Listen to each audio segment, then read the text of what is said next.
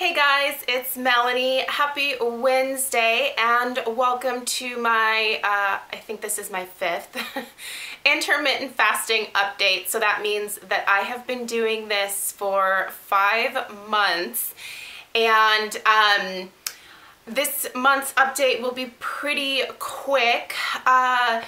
I did get a little bit of a tummy bug at the beginning of September. It was actually right after Stella started school.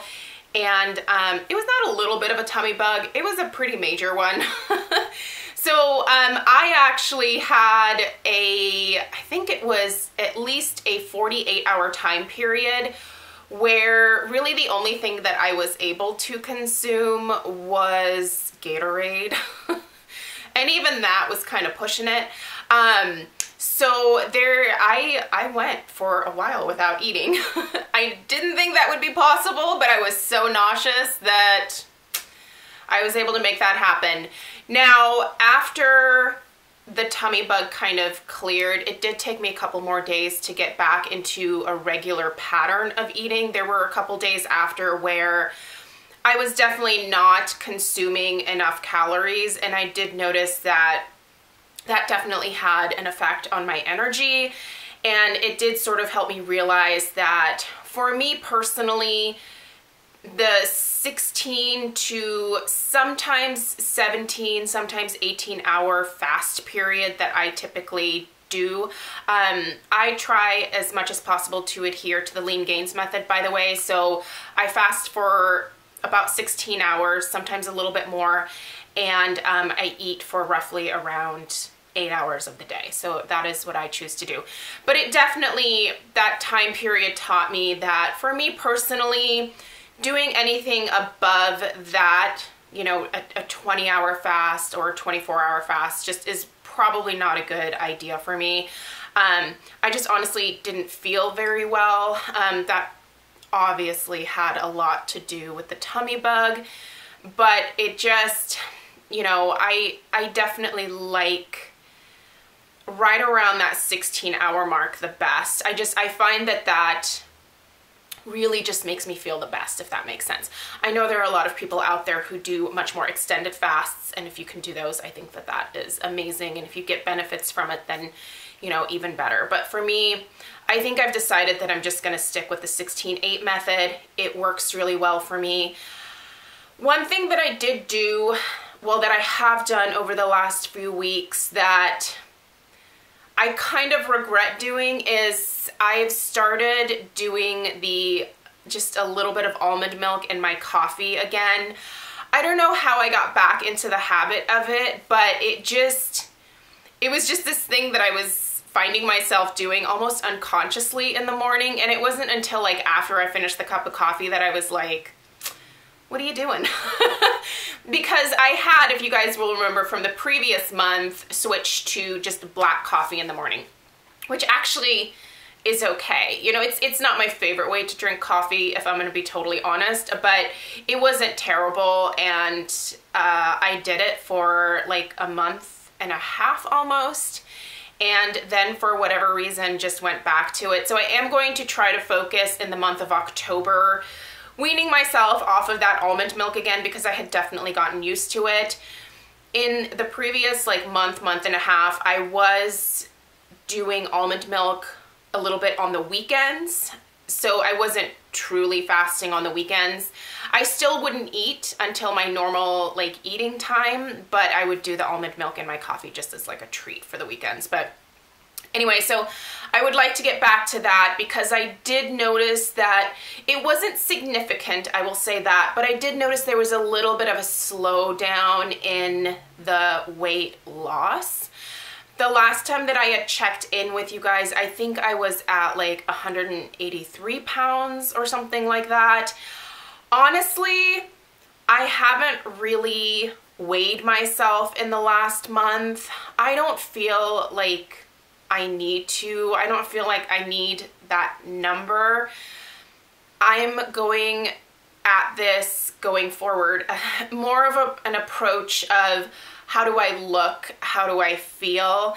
I know that a lot of people are very obsessive about that.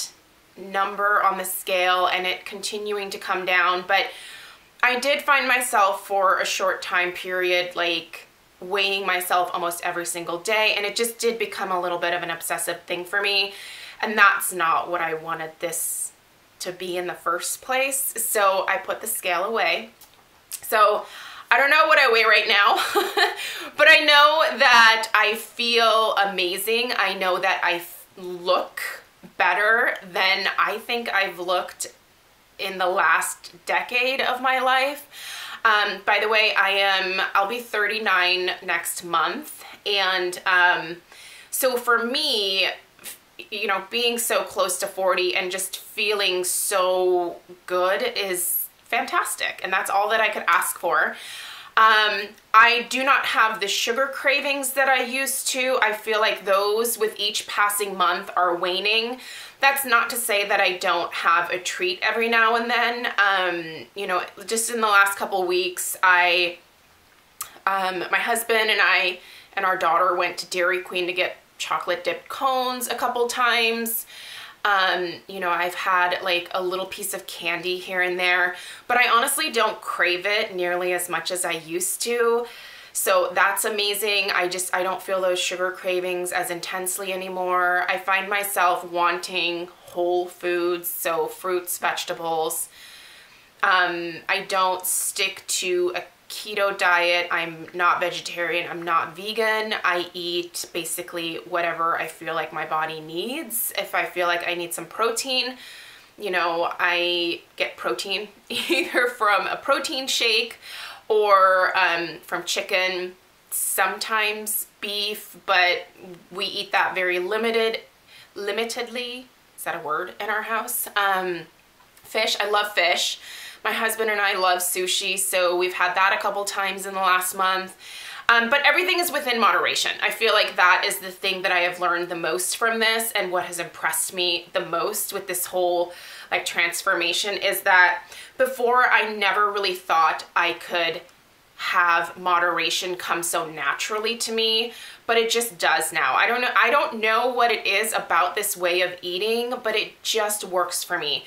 That being said, it might not work for everybody. I feel like I say this in every video, but if you are someone who deals with, you know, health issues like diabetes or thyroid issues or anything like that, obviously check with your doctor before diving into something like this. I am mostly a very healthy person. My doctor is aware that I'm doing this. I've been to the doctor a few times in the last few months, and they are aware of this way of eating, and she was like, that's fantastic. She goes, you look great. It looks like you feel so much better. Also, I wanted to mention that I don't really deal with eczema outbreaks very much at all. I'm finding the longer that I'm doing this, the less eczema I'm getting, especially on my arms.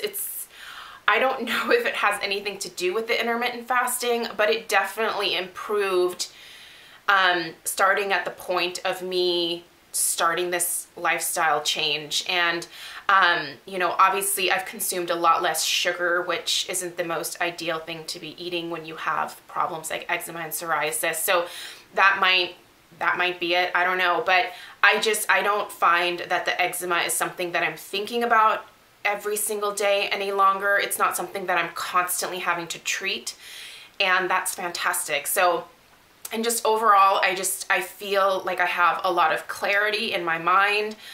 I just feel like I'm able to be a little bit more organized. Now, that's not to say that I have everything in my life, you know, like figured out and it's like a frickin' parade it's not like that, but I just kind of feel like I have a little bit more control of everything because I just feel so much better.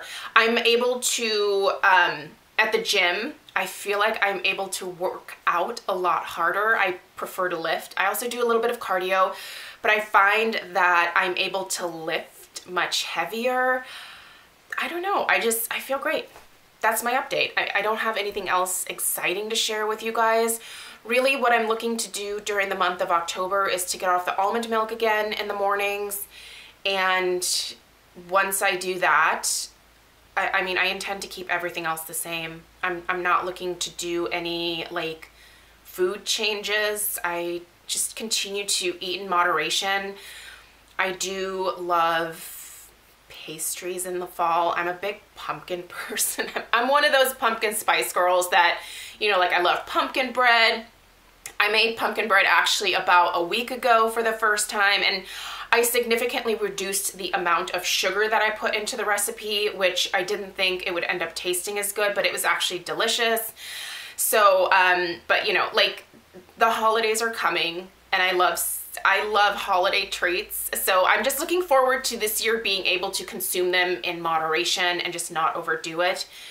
And I think this will be a very easy lifestyle for me to maintain throughout the holidays. I don't see anything that would derail me for any type of reason. So I'm excited. I think this will probably be the first year where I don't gain like the Christmas 5, which will be amazing. And yeah, I'm having great luck with this. If you are doing intermittent fasting, let me know down below in the comments what your experience has been. I will have all of my other updates, videos that I've posted listed in the description box. So check those out if you're interested. And that's it. Thank you guys so much for watching, and I'll see you in my next video. Take care.